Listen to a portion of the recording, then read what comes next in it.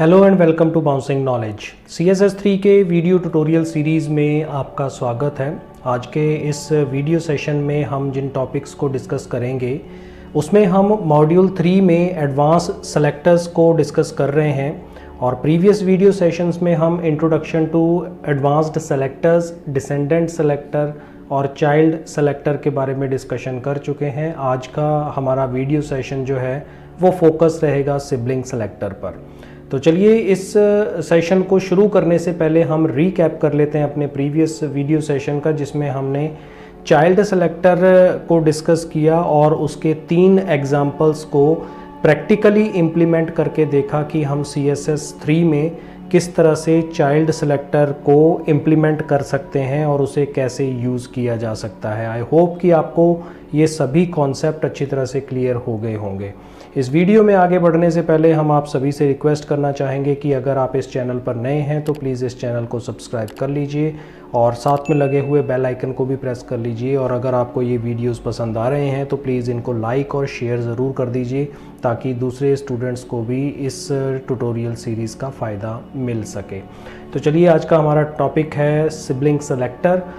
जैसा कि हमने प्रीवियस वीडियो सेशंस में डिस्कस किया जो कि चाइल्ड और डिसेंडेंट सेलेक्टर्स पर फोकस था और उसमें हमने नॉर्मली टारगेट किया किसी स्पेसिफिक चिल्ड्रन या ग्रैंड चिल्ड्रन को किसी एलिमेंट के, और उस पे हम किस तरह से टारगेट करते हैं और फिर उस पर हमें क्या फॉर्मेटिंग अप्लाई करनी होती है या हम उस पर कैसे काम कर सकते हैं। लेकिन अगर हमें टारगेट करना है सिबलिंग को तो कैसे किया जा सकता है। तो CSS में कुछ ऐसे सेलेक्टर टाइप्स भी अवेलेबल हैं जिसकी हेल्प से हम क्या कर सकते हैं, जनरल सिबलिंग सेलेक्टर के यूज़ से हम उस रिक्वायरमेंट को फुलफ़िल कर सकते हैं। तो ये कैसे करेंगे, तो जनरल सिबलिंग सेलेक्टर जो है CSS में ये क्या है, एक ऐसा सेलेक्टर है जिसको हम टाइल सिंबल से डिफ़ाइन करते हैं और उसकी हेल्प से हम इसको यूज़ करते हैं।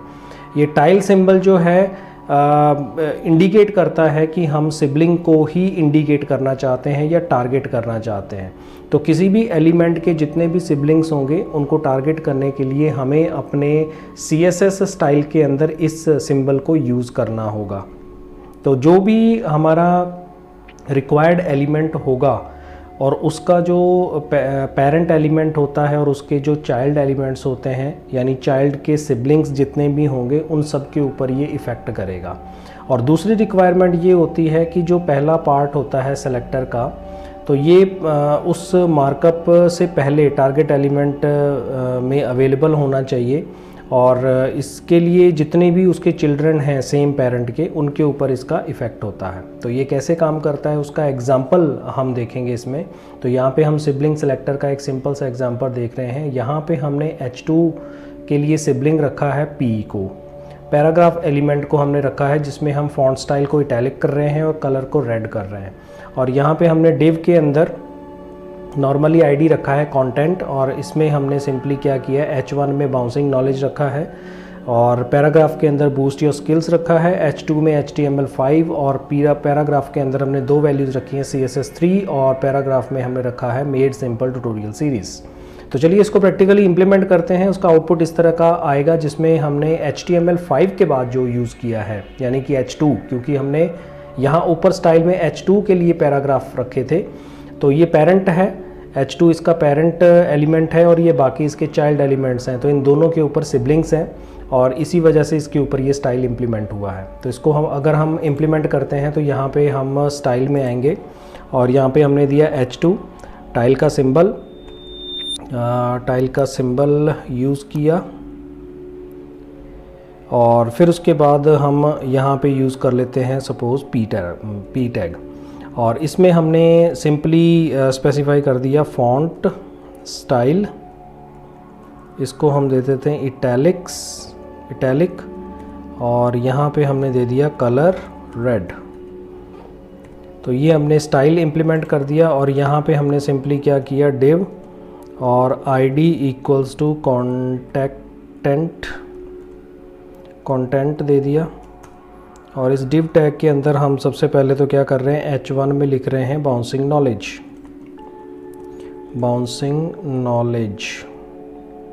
फिर उसके बाद यहाँ पे हमने सिंपली दिया पैराग्राफ में बूस्ट योर स्किल्स। फिर उसके बाद यहाँ पे हमने दिया H2 और इसमें हम दे रहे हैं, सपोज़ हमने दिया वेब डिज़ाइनिंग और यहाँ पे हमने पैराग्राफ में लिया सपोज़ सबसे पहले HTML5, दूसरे पैराग्राफ में हमने यहाँ पे लिया CSS3 और फिर उसके बाद तीसरे पैराग्राफ में हम यहाँ पे ले लेते हैं जावास्क्रिप्ट और इस फाइल को हमने सेव किया। ये हमारी 10 नंबर फाइल है, तो हम यहाँ पे 10 नंबर फाइल को रन करेंगे। डबल क्लिक किया और यहाँ पे आप आउटपुट देख सकते हैं कि जो H1 में हमने लिखा है बाउंसिंग नॉलेज, इस पे कोई इफेक्ट नहीं है। बूस्ट योर स्किल, उसके अंदर पैराग्राफ यानी कि उसका चाइल्ड सिबलिंग। फिर उसके बाद हमने H2 यूज़ किया, वेब डिज़ाइनिंग आ रहा है। इसके अंदर हमने जो पैराग्राफ यूज़ किया है, तो ये सभी सिबलिंग्स हैं इस पेरेंट एलिमेंट के, तो इन तीनों पर ये स्टाइल इम्प्लीमेंट हो गया।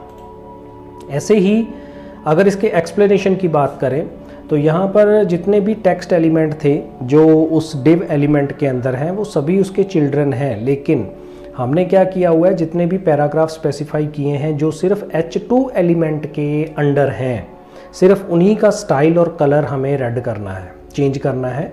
और जैसा कि आप देख सकते हो इस एग्जांपल के अंदर ऐसा ही हुआ है। हमने 2 या 3 पैराग्राफ्स इसमें रखे हैं, थोड़ा सा चेंज किया है। नोट्स के अकॉर्डिंग ये डिस्क्रिप्शन सही है, लेकिन क्योंकि मैंने एक्सप्लेनेशन के लिए थोड़ा सा चेंजेस कर दिए हैं तो उसमें थोड़ा सा चेंज आपको मिलेगा। लेकिन जो इसमें डिस्क्रिप्शन लिखी हुई है ये अकॉर्डिंग टू हमारा जो PPT के अंदर जो आउटपुट हम देख रहे हैं और जो कोड हमने लिखा हुआ है उसी के अकॉर्डिंग एक्सप्लेनेशन इसके अंदर डाली गई है। तो H2 एलिमेंट जो है उसमें 2 पैराग्राफ हमने स्पेसिफाई कर रखे हैं, जिसमें हमने HTML5 के अंदर CSS और जावास्क्रिप्ट को रखा है, मेड सिंपल ट्यूटोरियल सीरीज़ को रखा था, तो उसको आउटपुट को वो रेड कलर में और इटैलिक स्टाइल में शो कर रहा है। तो इस तरीके से अब यहाँ पे आप देख सकते हैं कि सिबलिंग सेलेक्टर ने ग्रैंड चिल्ड्रन को अफेक्ट नहीं किया है। तो इसके लिए हम क्या कर सकते हैं, तो दूसरे एग्जांपल में हम यहाँ पे देखेंगे कि अगर हमें मान लीजिए कि किसी दूसरे इफ़ेक्ट को नहीं रखना है तो हम किस तरह से इसको इम्प्लीमेंट कर सकते हैं। अब यहाँ पे देखिएगा हमने कुछ थोड़े से चेंजेस किए हैं और उस चेंजेस की वजह से ये हमारे पास आएगा। अब यहाँ पे जो सेकंड सिबलिंग है तो इसके लिए ये ग्रैंड चाइल्ड हो गया, क्योंकि ये इसके बाद इसका चाइल्ड हो गया। तो इसलिए इसको अगर हम नहीं रखना चाहते हैं तो उसके लिए हम क्या करेंगे कि इसको अलग डिव टैग के अंदर हमने यूज़ कर लिया।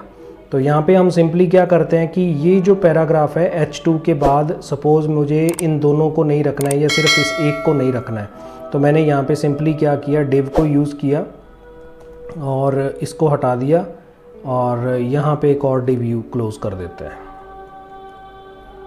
ये सेव किया और सेव करने के बाद जैसे ही हम इसका रिज़ल्ट देखते हैं तो यहाँ पे देखिए जावास्क्रिप्ट से इफ़ेक्ट हट गया, क्योंकि ये इसकी जो सिबलिंग्स है उसमें से हट गया, वो उसके लेवल से बाहर चला गया, उसकी सिबलिंग नहीं रहा, इस वजह से इस पर इफ़ेक्ट भी हमें दिखाई नहीं दे रहा है।